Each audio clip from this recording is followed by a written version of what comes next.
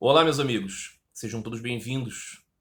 Eu espero de todo o coração que vocês estejam bem, estejam em paz. Esse vídeo é parte de uma reflexão em série que eu caracterizei como os obstáculos para a devoção. E aqui, devoção, estou caracterizando o caminho do amor e da devoção a Deus, Bhakti Yoga, o caminho para esta época. Não um caminho, não uma alternativa para pessoas emotivas, não. O caminho para este tempo. Que tempo, Marcelo? A era de Kali. O tempo em que você vive.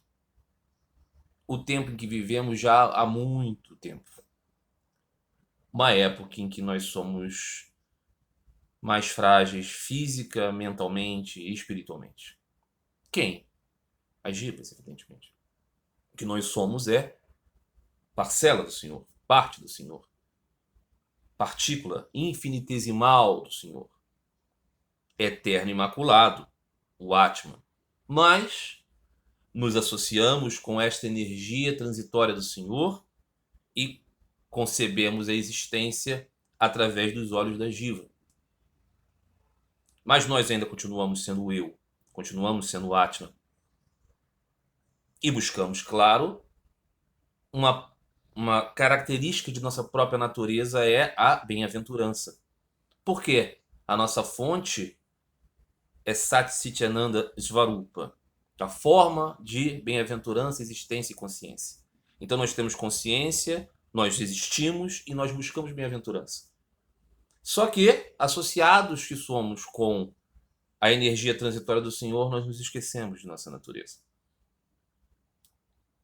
Neste tempo, nesta época, na Kali Yuga, é muito mais complicado refletir sobre isso, perceber isso, se esforçar para romper isso. Sempre foi difícil, em todas as eras.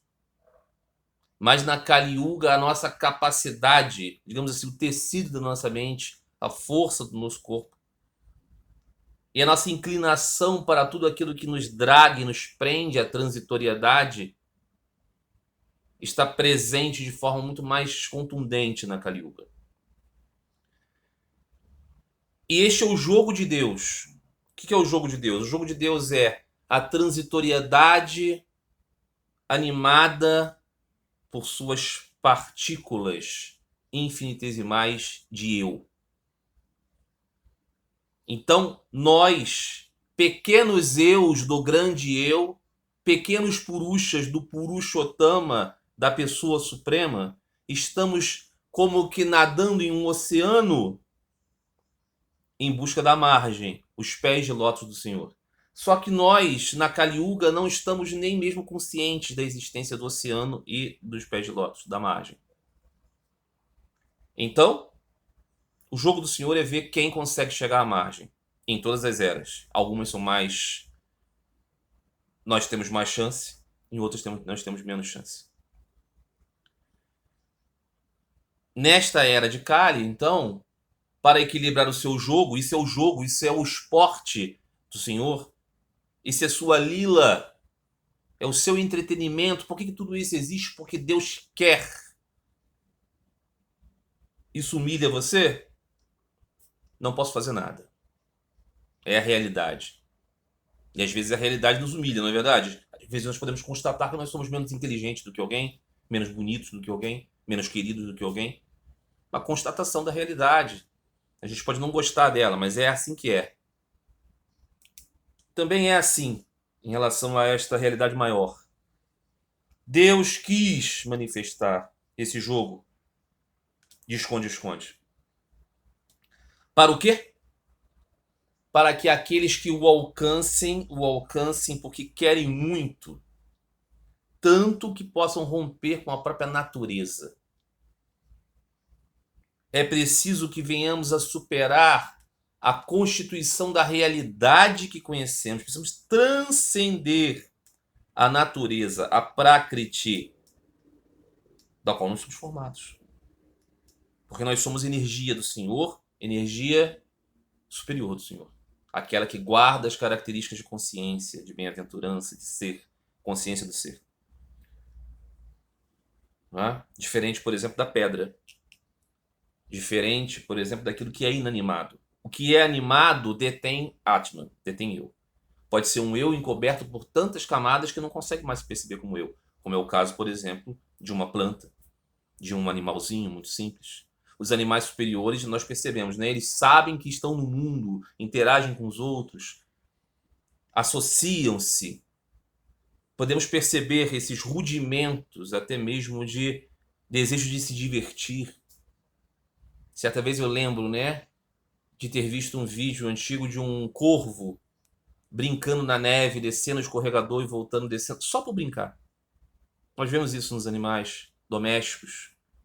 E a gente olha para isso e se emociona até, fala, olha, tem uma coisinha ali dentro, né? Que quer brincar.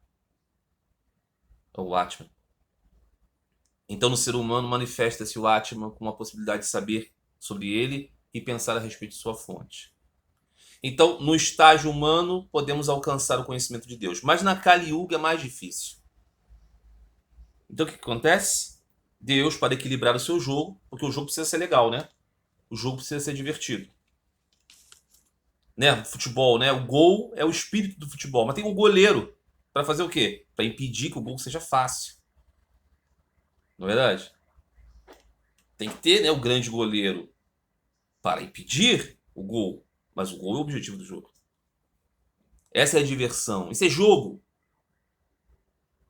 Toda a existência é um jogo de Deus. O que é pecado? Amártia, errar o alvo. Qual é o alvo? O gol. Os pés de lótus do Senhor. Nesta época, então, que é mais difícil alcançar isso, porque estamos de tal modo inconscientes, Deus reforça os mundos com a sua presença material na forma do Avatara. Então, por exemplo, nesta era de Kali, não a deusa Kali, mas Kali, a ignorância, a era da ignorância, nós temos tantos luminares que aparecem para nós como profetas e encarnações divinas, que nos mostram o caminho para Deus. De tempos em tempos, em lugares diferentes, incontáveis, alguns mais reconhecidos, outros menos, nos mostram um caminho. E esse caminho é o caminho do amor e da devoção a Deus. Não é? Mas, como é a era de Kali, como é o mundo, muitas vezes essa mensagem ela é obscurecida, ela é tornada menos fácil de ser percebida. E mesmo o discurso dos grandes libertadores da humanidade se tornam, às vezes, base para a estrutura de permanência na transitoriedade. É o que acontece com a degeneração da religião. E por isso, de tempos em tempos, como é dito no Srimad Bhagavad Gita, Sri Krishna revela isso, né? De tempos em tempos, eu, por minha própria vontade, pela minha própria natureza, faço parte desse jogo. Quando existe, né, um caos muito grande da compreensão. De tempos em tempos, o Senhor vem para restaurar o Dharma. E aí o que acontece é que isso depois se obscurece e o Senhor vem de novo. E vem de muitas formas, às vezes de uma presença muito evidente, às vezes com manifestações secundárias, às vezes com aqueles que Sri Ramakrishna chamava de representantes do rei, o vice-rei que vem para implementar, às vezes seus secretários, não é verdade? Mas no final das contas eles desempenham esse papel muito importante. Então a religião, quando ela se esquece do objetivo fundamental, é porque ela já foi tomada pelo espírito do mundo. E no mundo é sempre assim, é sempre uma mescla, é sempre uma mistura. Esta série, então, Obstáculos para o Caminho da Devoção, eu vou estar falando sobretudo de caminhos que são aparentemente espirituais e que são obstáculos para o desenvolvimento de Bhakti. Sri Ramakrishna dizia, Bhakti é a única coisa que importa. Mas que Bhakti? A Bhakti segundo o espírito de Narada Muni. Narada Muni, então, explicou o que era Bhakti no seu tratado Narada Bhakti Sutra, a qual ele diz o que é Bhakti, o que é o caminho da devoção? É o amor total, indiscutível, sem comparação, à pessoa suprema de Deus. E dizia Narada Muni, aquele amor que as gopis de Vrindavan, de Vraja, ofertaram por Krishna é a forma mais alta deste relacionamento. Há outros. Mas é o quê? É um amor louco, um amor visceral, mas um amor que não se esquece da divindade de Deus. Que é o que as pessoas entendem errado, né? A respeito das gopis de Vraja, pensam que são meninas a fim de ter relações sexuais com um menino. Essa é a marca da Kali Yuga. A grosseria da interpretação. Na verdade, as gopis representam a nossa alma no seu estado pleno de consciência dela mesma, em busca do seu amado Deus. Né? Quando a religião escapa disso, ela vira uma plataforma do mundo. Não é mais um portal. Hoje, eu vou então aqui falar a respeito disso. Mas antes, vou falar de um tópico específico desse campo dos obstáculos para se alcançar Deus. Eu vou começar aqui sobre uma declaração de Sri Ramakrishna a respeito da doutrina da sociedade teosófica. Sociedade teosófica, né? Todos devem associar, ou muitos podem associar, e aqueles que não associarem podem procurar isso na internet. Aquele movimento, né, do século XIX muito efervescente, né, do interesse do Ocidente já completamente desgastado com as formas cristãs, por coisas orientais e por coisas místicas, esotéricas, mesclando isso com a ideia do cientificismo, né, positivismo, né, das ideias, assim, da qual surgiu o espiritismo, da qual surgiu a doutrina do novo pensamento, da qual surgiu novos espiritualismos e a sociedade teosófica. E nesse mesmo tempo, a própria figura de Sri Ramakrishna vai brilhar. A sociedade teosófica, então, foi um movimento de europeus, né? Entendemos o nome da senhora Helena Blavatsky, uma russa, que foi assim, aqui, né, capitaneou esse movimento, mas e os seus companheiros, o senhor Walcott e outros depois com Annie Besant, enfim,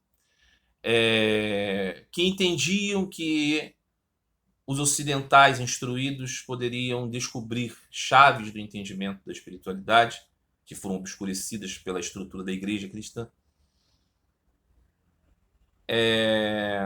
através de descobrir escrituras das religiões orientais, então, primeiramente o budismo tibetano, o tantra e o hinduísmo. Então, eles foram, né, para o Extremo Oriente, né, para o Tibete e para a Índia, para tentar resolver o problema da espiritualidade do mundo, fazendo o quê? Usando o racionalismo ocidental para tirar as obscuridades também do misticismo supersticioso dos orientais, com a luz da mentalidade cientificista do Ocidente, e nisso criar aí uma amálgama de conhecimento entre Ocidente e Oriente. E claro, nessa jornada, os teósofos passaram então a ser orientados também por entidades astrais, os Mahatmas, e eles conduziram assim uma ideia de uma nova religião, uma nova revelação, uma guia para a humanidade futura, a teosofia. Então estava lá na Índia, nesse período, bombando a teosofia, com centros e ainda a Índia colonial, ok? Então tinha essa ideia, né? Os ocidentais estão olhando aqui para as coisas da Índia, olha que legal, os indianos são muito, muito sensíveis a isso, né? E foram perguntar para Sri Ramakrishna o que ele achava da sociedade teosófica.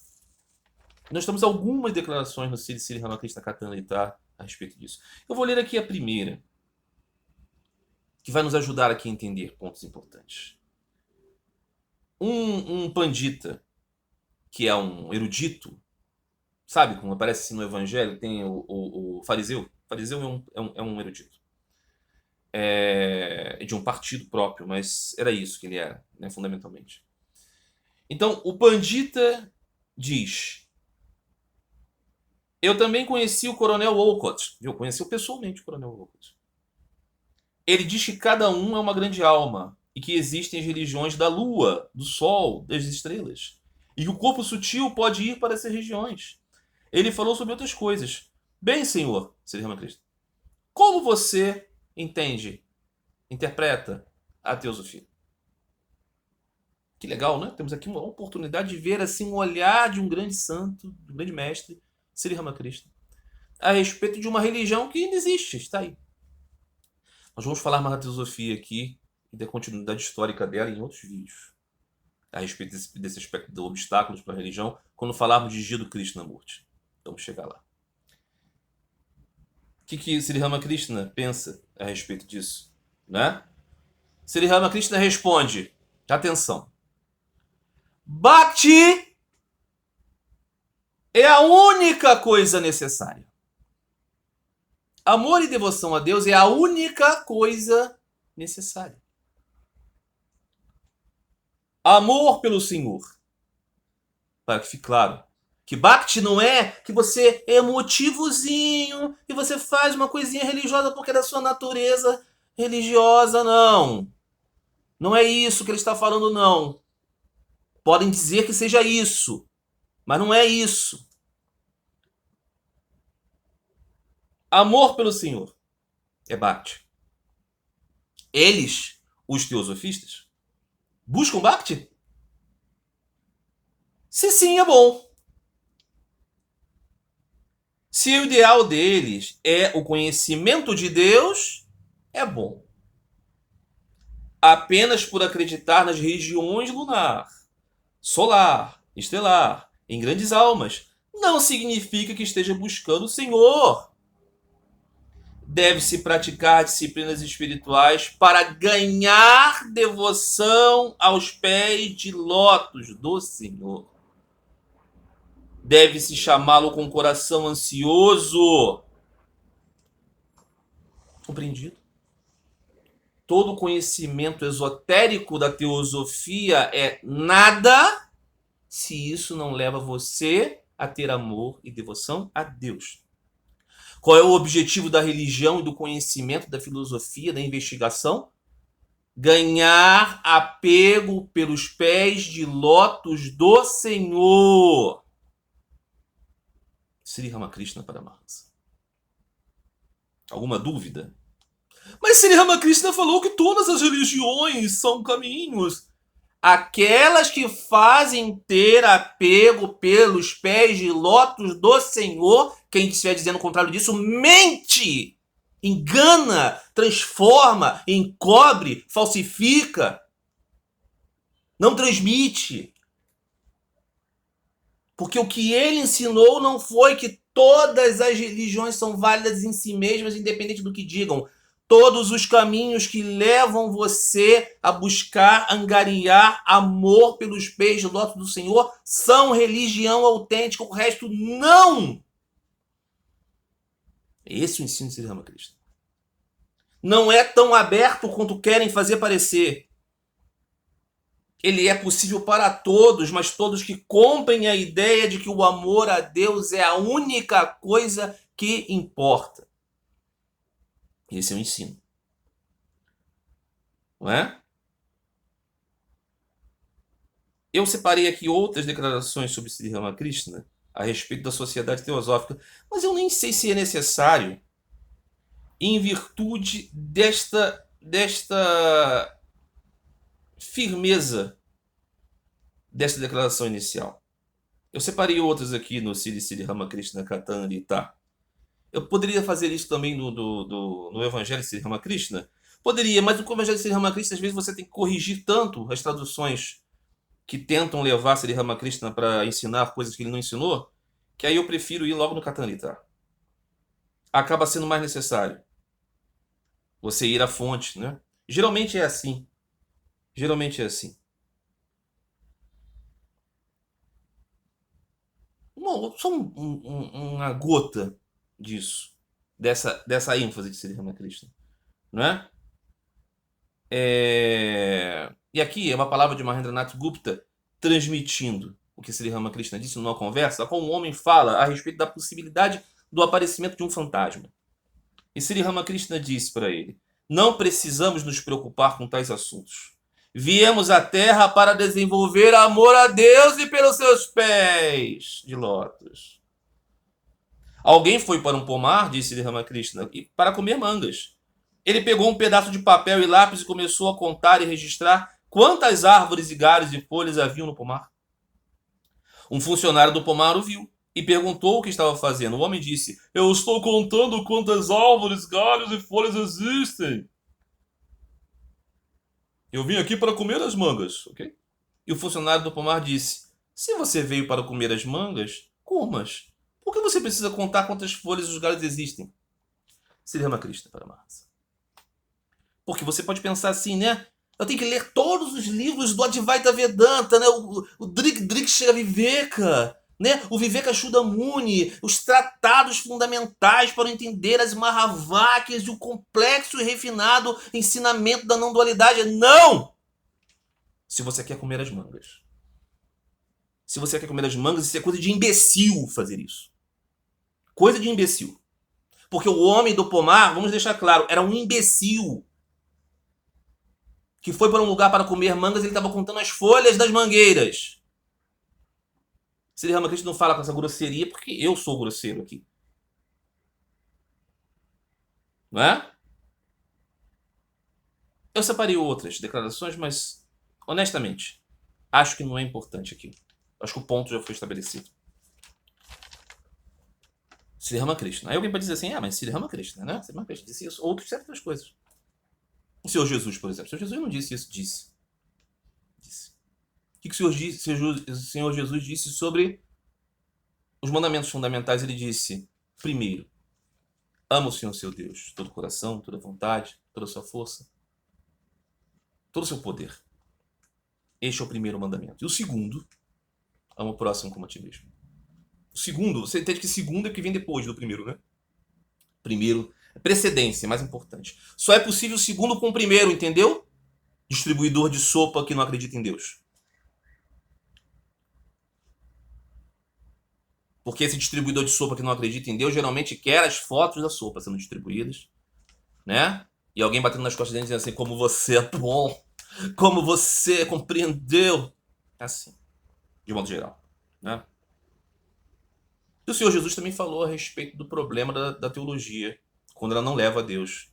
Quando disse para os seus discípulos, tenham cuidado com o fermento dos fariseus. O que os discípulos do Senhor Jesus entenderam? Ele está falando do pão, cara. Do pão, do fermento do pão. É ázimo, não é ázimo? O Senhor Jesus, percebendo aquela tolice deles, aquela confusão deles, olhou para eles e falou assim, não.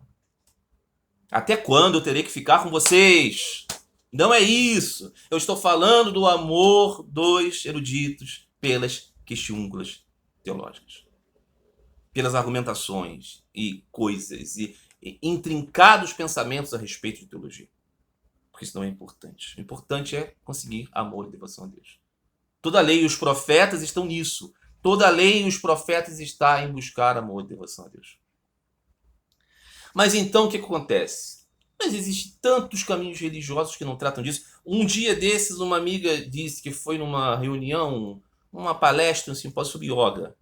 Yoga aqui você tem que entender que é os asanas do Hatha Yoga. E lá estava um representante da tradição de Sri Ramakrishna, disse ela. E ela disse, ele fez uma palestra e em nenhum momento ele falou sobre amor e devoção a Deus. Ele não transmitiu isso que você transmite. Pois é. Pois é. Mas isso significa o quê? Significa que a transmissão do ensinamento de Sri Ramakrishna, em algum momento, tem o seu nome, mas não tem o seu espírito. Isso é novidade pra gente? Hein? O cristianismo, o quê? Ouviu falar? Mas antes do cristianismo, vamos dizer, né? Estamos ainda, né? Nos primeiros dias da revelação de Sri Ramakrishna. Não tem nem 200 anos que Sri Ramakrishna manifestou-se fisicamente nesse mundo. Pergunte-se, procure, estude, saber qual era o estágio do conhecimento do nome de Jesus com menos de 200 anos da sua manifestação. Eu já tive a oportunidade de conversar com pessoas de algumas partes do mundo que me mostraram fotografias do seu altar em casa. No Irã, na Malásia, nos Estados Unidos, na Bolívia, no Zimbábue, na Irlanda. Sem império, sem caravelas. Ok? Sem imperador Constantino, sem imperador Teodócio. E ainda assim, No mundo inteiro já se conhece essa forma e seus ensinamentos. Claro que encoberto. Ainda mais. Eu acho isso extraordinário, né? É apenas uma dica para que a gente entenda muito bem, né? Como que as coisas funcionam. Mas então, antes do cristianismo, nós temos outros grandes luminares que trouxeram também mensagens espirituais. E esta série aqui é para tratar dos obstáculos para o caminho da devoção. E aqui, evidentemente que eu não vou dizer assim, luxúria e ganância são obstáculos para o caminho da devoção, porque você sabe que isso é o óbvio. Eu vou falar aqui daquilo que é caminho espiritual, mas que ao mesmo tempo obscurece. Porque é disso que Sri Ramakrishna estava falando quando ele respondeu sobre a teosofia. Os teósofos, eles estão ensinando o amor e devoção a Deus? É bom. Se não, não. Se não, não. É inútil. Inútil.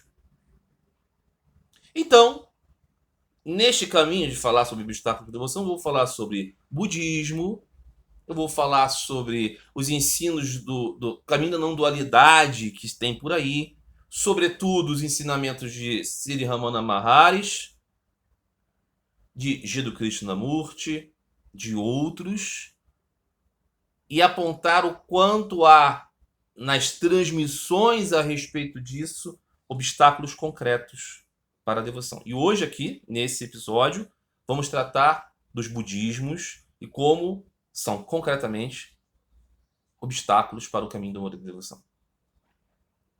Mas para tratar disso, será necessário considerar aqui primeiro o Senhor Buda. O Senhor Buda, Siddhartha Gautama, o Buda histórico, o príncipe dos Sakyas, que surgiu nesse mundo, manifestou nesse mundo há 2.500 anos atrás, mais de 2.000 anos, né? Bastante tempo antes do Senhor Jesus, ali nesse território que é hoje o Nepal, enfim, né? O norte da Índia. E o que acontece? A história tradicional do Buda diz o seguinte, que houve uma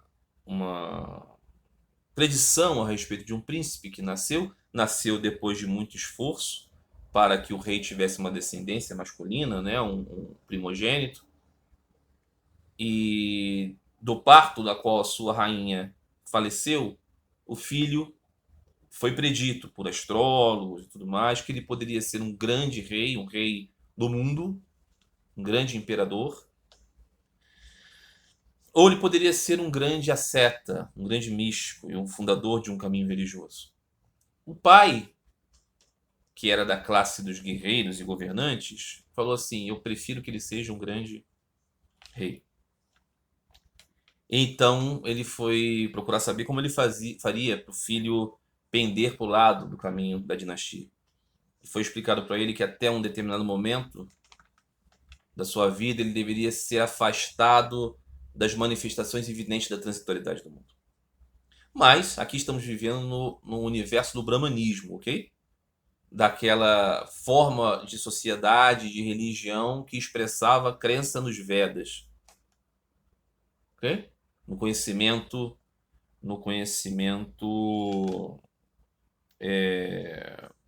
dos Vedas. Vedas em si é conhecimento, mas o conhecimento dessas escrituras.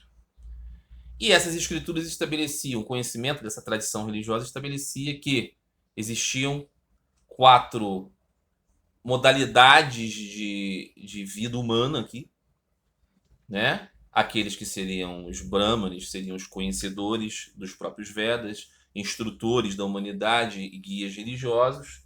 Aqueles que seriam os reis, administradores e mantenedores da ordem social. Aqueles que seriam os indivíduos mais voltados para a vida prática do comércio, da circulação da riqueza, não é? Da prosperidade material do mundo, através de um apego muito grande a essa prosperidade, e aqueles que seriam de mais baixa inteligência, que seriam mais grosseiros, que seriam o suporte para essa sociedade, a base, os Shudras.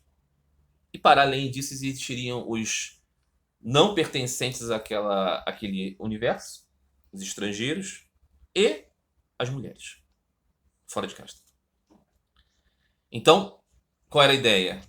que nós somos o Atman e nós estamos presos à transitoriedade do mundo através dessas classes. E nessas classes existem 4 fases de vida. Aquela que você é um estudante, aquela que você se casa, aquela que você se aposenta, e para alguns, você pode se retirar do mundo e viver como um buscador da verdade eterna, o próprio Brahma.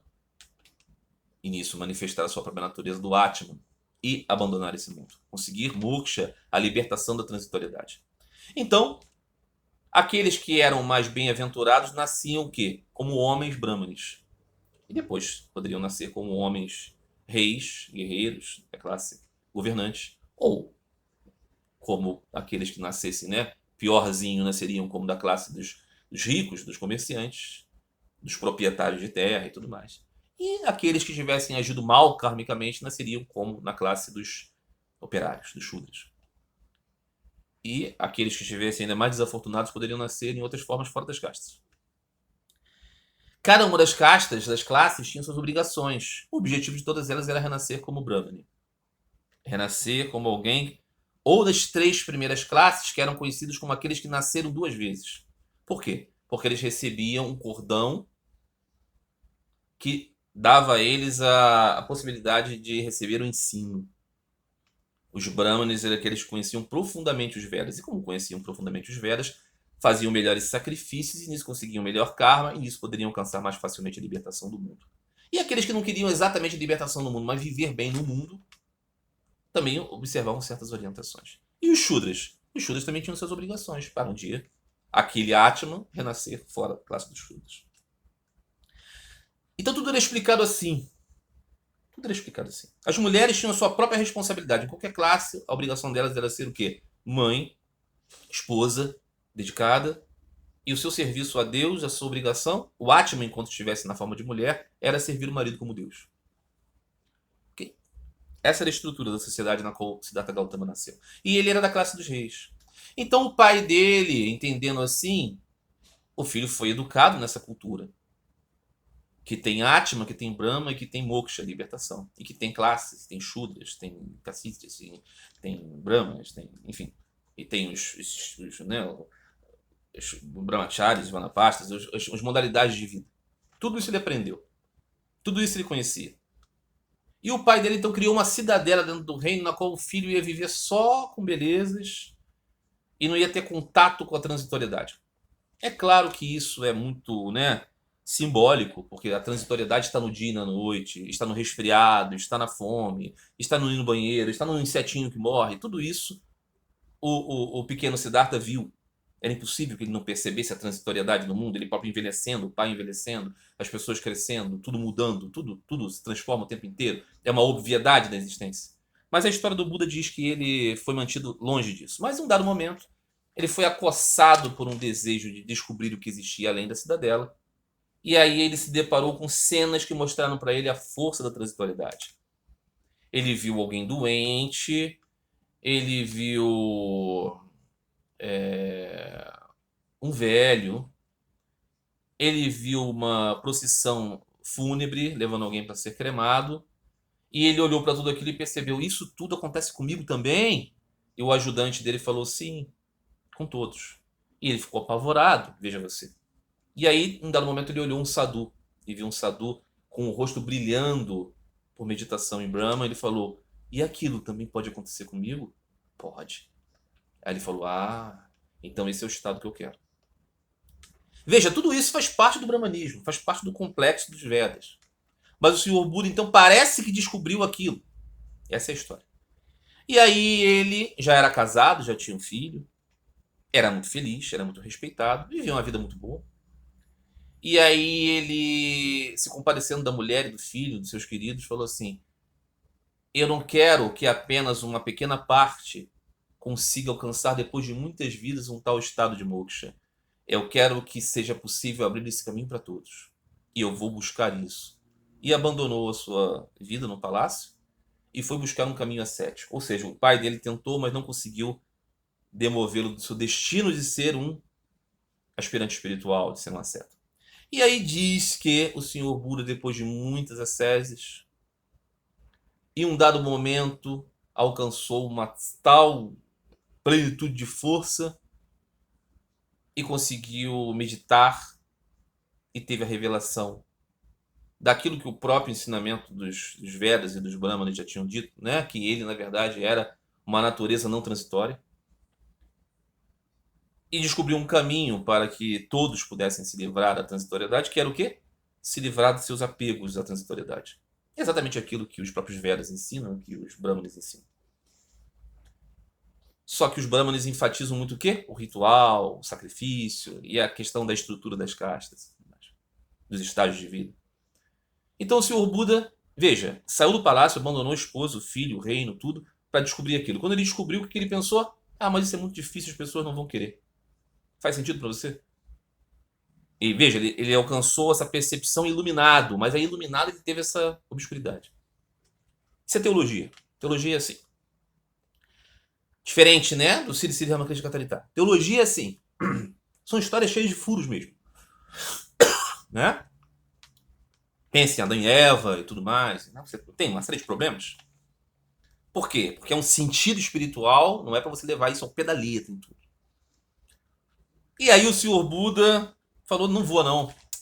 Eu descobri que é maravilhoso, mas as pessoas não vão querer. E aí quem que aparece para ele? Aparece para ele o rei dos deuses.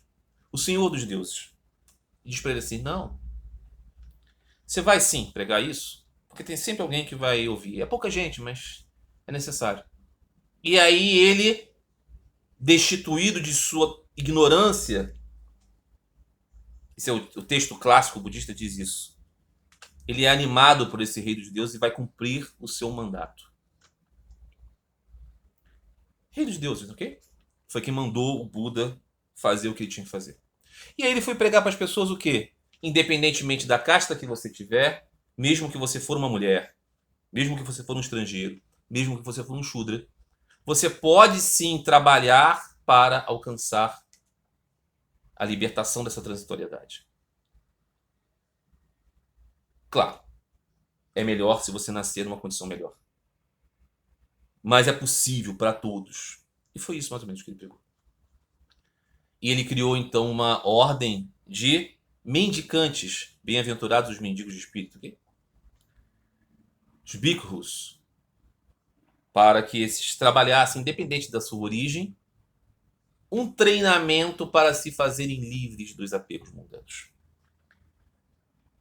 E depois de um tempo, até mesmo as mulheres ele permitiu, embora com alguma dificuldade, porque ele entendia que isso poderia desestabilizar a sociedade. Mas ele permitiu no final, com regras muito mais rigorosas para as mulheres.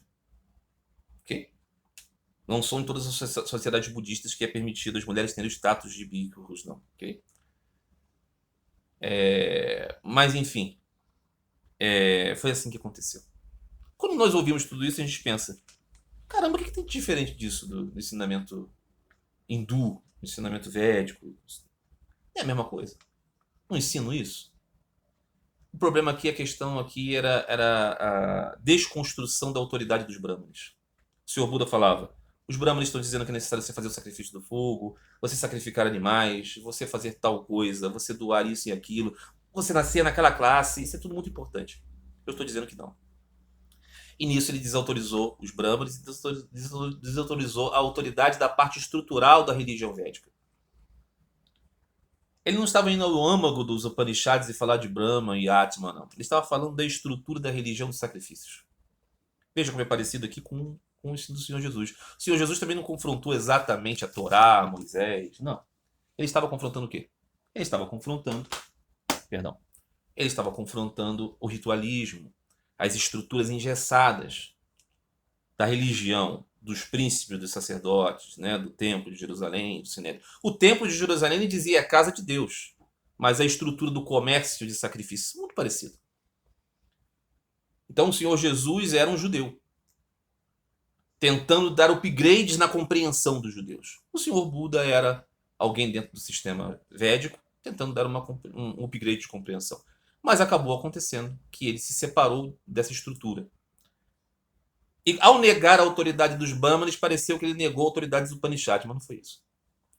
Então o que acontece com o tempo? Aí o Senhor Buda viveu muito tempo, ele faleceu, deixou seus discípulos. em muito pouco tempo depois do seu desaparecimento, os seus discípulos já estavam rachados em 2, 3 grupos. No primeiro, né, grande encontro dos budistas para reunir os ensinos do Buda, logo depois já teve cisma, brigas e divergências. E isso continuou acontecendo ao longo do tempo, até que foram se consolidando as escolas budistas. E o que acontece? Como que funcionava o sistema? Os reis, eles eram os patrocinadores da religião. E eles estavam com os brahmanes. Com o passar do tempo, os reis passaram a olhar com certo agrado para o discurso dos budistas, porque os budistas destituíam a autoridade dos brahmanes. E isso era interessante para os reis. Então os reis passaram a financiar os budistas. E aí o que acabou acontecendo? Budistas e brahmanes passaram a ser antagônicos. Não o Senhor Buda, exatamente os brahmanes, porque tinham muitos brahmanes que conversavam com o Senhor Buda, e ele os tratava muito bem, ele falava, eu conheço o caminho para Brahma, ok? Mas os budismos depois passaram a ser uma religião concorrente com o brahmanismo. E aí eles começaram a ter que ensinar coisas que destituíssem completamente o nexo dos brahmanes. E isso era destituir Brahman e Atman. E aí os budismos começaram a ensinar que não existe isso de Brahman. Não, Brahman como conhecemos, né? Como entendemos, né? O substrato, a inteligência, o supremo ser, aquilo da qual todos nós viemos e devemos ir, o dono desse jogo, não. E nisso nem nós somos o Atman. O que nós somos? Nós não somos. Basicamente isso que prevaleceu nos budismos. Isso durante muito tempo prevaleceu. Só que, como tudo nesta transitoriedade, chega um tempo de esgotamento. Aquela mensagem original do Buda era muito importante, né? Destronar o engessamento da religião dos brahmanes. Isso foi alcançado com o tempo. Mas depois aquela própria estrutura se degenera. E ela começa a virar também uma estrutura. E ela começa também a ter os seus dogmas. Ela começa também a ter os seus sacrifícios. Ela começa também a ter as suas autoridades indiscutíveis, que são muito discutíveis. É o processo. Então o que acabou acontecendo? Acabou acontecendo que o budismo ou os budismos começaram a se consolidar como um caminho de antagonismo à consciência de Brahman e do Atman. Na Índia mesmo, depois de um tempo, houve um cansaço disso e houve um renascimento da cultura védica.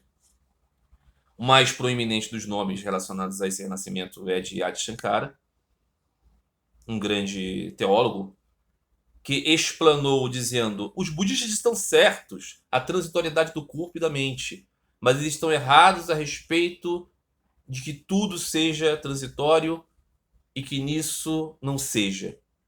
Essa transitoriedade encobre o que é real, Brahma. Então, usando uma linguagem budista, Shankara argumentou contra os budismos, sustentando os Upanishads, Brahman e Atman. E nisso, o que aconteceu? Mudou-se o humor, porque Shankara valorizava as formas religiosas, dizendo assim, essas expressões religiosas de Vishnu, de Shiva, de Durga, do Deus Sol, são de Ganesha, de, enfim, Murugan. Elas são manifestações, expressões possíveis do Brahman. Então elas ajudam as pessoas a alcançar a sua própria natureza de Atman. E nisso o que aconteceu? O povo, os reis, todos passaram a ver, realmente tem mais substância, né? Eu estou buscando alguma coisa porque eu sou. Estou buscando algo que existe sempre, que nunca muda. É melhor isso aí do que esse budismo aí, do que essas coisas aí nihilistas aí. E o budismo decaiu muito na Índia, dizendo assim en passant, okay? Até que o budismo desapareceu da expressão da Índia. Não porque o islamismo surgiu e destruiu o budismo, não, tá? Porque o islamismo surgiu na Índia e prosperou-se milhares de seitas hindus, sikhs, jainistas. Não, não foi por isso. Ele tomou pau mesmo na argumentação. E aí ele foi se espalhar por outras partes do mundo, agregando elementos das religiões próprias ali para ter substância. Porque aquele discurso extremamente nihilista dele não tinha espaço. naqueles mundos. Mas ele passou a ter espaço aonde? No Ocidente. No Ocidente pós, né, Spinoza. No Ocidente pós-Deus. No Ocidente de Nietzsche. No Ocidente de Deus está morto. Aquele intrincado sistema de ideias que não existe nada, eu não sei quem eu sou, talvez eu não seja, não há nada para se buscar, ou talvez não haja nada e não existe busca e blá blá blá, essas coisas. Veio se manifestar no Ocidente com muita força. Através desses budismos que estão dizendo para você que Deus não existe. E de que você também não existe. Mas ainda assim, é importante ter práticas, é importante purificar a mente, para que você perceba que nada há para ser percebido. Essas coisas, elas parecem muito elegantes e muito refinadas, mas fundamentalmente elas parecem muito exóticas, esquisitas e chiques e livres de Deus. Os budismos se apresentam assim na sociedade ocidental. Claro que existem aquelas outras formas que são um pouco mais, né, old schools, assim. Então elas têm uma estrutura, têm símbolos, elas têm estátuas, elas têm pessoas vestidas com roupas estranhas, esquisitas, com nomes estranhos e esquisitos, talvez em sânscrito, olha que chique. Com deidades fazendo sexo, olha que legal, que moderno, que pós-moderno, né? Mas nenhuma delas vai fazer você se render a Deus. Você pode até ter um apego estético a uma forma de uma deidade para que você se una a ela e você manifeste uma forma mais gloriosa de você mesmo, do seu... Mas tudo isso é para você se libertar da ilusão de qualquer apego. E assim vão se dando as estruturas dos budismos no mundo ocidental. Eles têm alguma conexão direta com o ensinamento do Senhor Buda original? Claro que não. Sri Ramakrishna tratou do que o Senhor Buda ensinava, ele dizia: é errado dizer que ele era ateu, é errado dizer que ele negou Deus, ele apenas não conseguiu transmitir aquilo que ele alcançou. Porque é realmente muito difícil. Sri Ramakrishna não perdeu muito tempo falando a respeito do budismo, não, ok? Porque o seu ensinamento é sobre amor e devoção a Deus. Mas ele tratou de desconsiderar uma admiração que pudesse surgir pelos budismos. Por quê? Porque, como eu disse a respeito da teosofia, a questão é que Bhakti é tudo. Bhakti é o quê? Amor e devoção a Deus. Os budistas têm Bhakti também, Marcelo.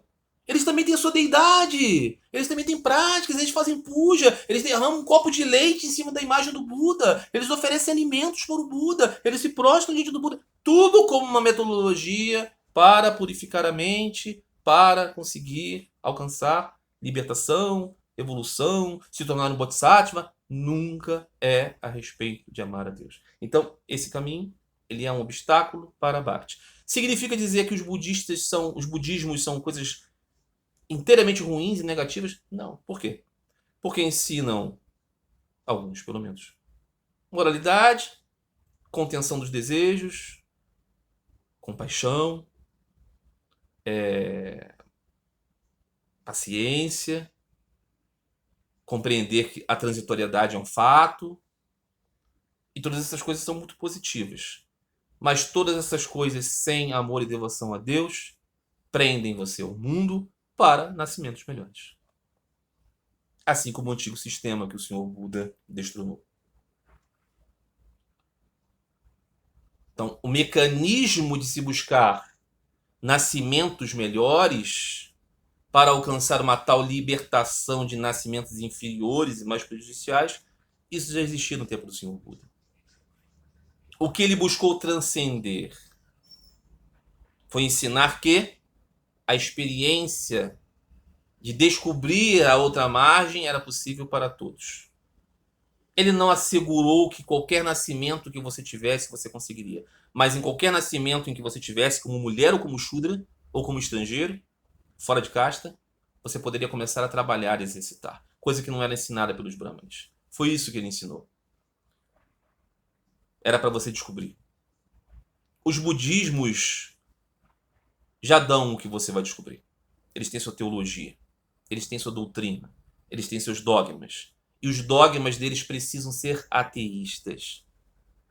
Porque eles precisam se confrontar com o antigo brahmanismo e com os brahmanismos de hoje. Eles precisam disputar espaço no campo religioso com as religiões que falam a respeito de Deus. Essas religiões que falam a respeito de Deus estão ensinando Bhakti, Yoga? Não, sabemos que muitas vezes não estão. Mas elas tratam da existência de Deus a quem você deve buscar. Os budistas precisam contrapor isso. E é isso que eles fazem. Então, aqueles que aderem aqui no Ocidente às perspectivas dos budismos compram um discurso que mata a devoção em você. Faz você acreditar que ter amor e devoção a Deus não existe. Sri Ramakrishna dizia, não importa se você acredita que Deus tem forma ou se você não acredita que Deus tenha forma. Não importa se para você Deus é Durga, se para você Deus é Krishna, se para você Deus é Shiva, se para você Deus é Allah, se para você Deus é o Pai Celestial do Senhor Jesus, se é Ahura Mazda. Importa que você desenvolva amor e devoção por Ele e entenda que Ele é uma pessoa suprema que ouve as suas orações.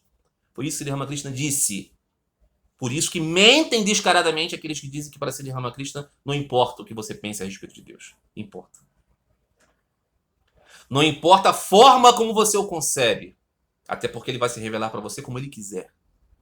Mas você precisa crer nele como uma pessoa suprema que o ouve, que você ama ou busca amar. Os budismos todos renegam isso. Então, se você tem apreciação pelo caminho de Sri Ramakrishna, pelos seus ensinamentos, os caminhos do budismo não são caminhos para você. Não significa dizer que coisas que os budistas façam não sejam pertencentes à mesma lógica do ensinamento daqueles que acreditam em Sri Ramakrishna. Controlar os sentidos, buscar se afastar de luxúria e ganância, dos apegos do mundo, tudo isso é muito bom. Mas não é sobre retirar e não colocar nada no lugar. Você lembra daquela palavra do Senhor Jesus que disse, uma pessoa tinha um demônio, foi exorcizado, tiraram o demônio dele, ele passou a viver feliz. Por um determinado momento ele esqueceu que tinha um dia sido exorcizado. Passado algum tempo, aquele demônio olhou para aquele homem, viu aquele coração e falou, ele está limpo, está mais atraente, vou trazer outros 7 demônios comigo e morar lá de novo. Se você retira todos os apegos ao mundo e não coloca o apego por Deus no seu coração, sabe o que acontece com o tempo? O seu coração cobra um morador. E vai vir o quê? Luxúria e ganância e apego ao mundo. E você se prende aqui de novo. Com os seus japamalas, com o seu incenso, com a sua imagem chique do Buda, com o seu yoga, com o seu hatha yoga, com o seu namastê, com o seu gratidão. Tudo isso vai vir o apego ao mundo. Porque ou você se apega ao mundo ou a Deus. Então, por isso, os budismos, todos eles, são obstáculos ao desenvolvimento do amor e da devoção a Deus. Não há como evitar isso. Não há como evitar isso. Perguntas, questionamentos, tragam para cá. Lembrando que o caminho aqui é a orientação dos ensinamentos de Sri Ramakrishna Paramahansa. Não são os ensinamentos de Swami Vivekananda. Não são. A não ser quando eles concordam com Sri Ramakrishna. Ok? Mas é importante dizer também que o Swami Vivekananda bateu forte no budismo. Até porque o budismo, esculhambava, a própria cultura védica. Os Vedas e tudo mais. Os budismos,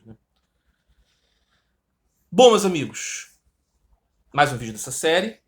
No próximo vídeo vamos tratar aqui de Advaita Vedanta e os seus pregadores. Muitas vezes até com o nome de Sri Ramakrishna, veja você.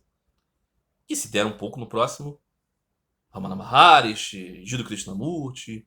Mas eu só vou tratar dele se eu puder tratar bem. Com tempo, como foi esse vídeo.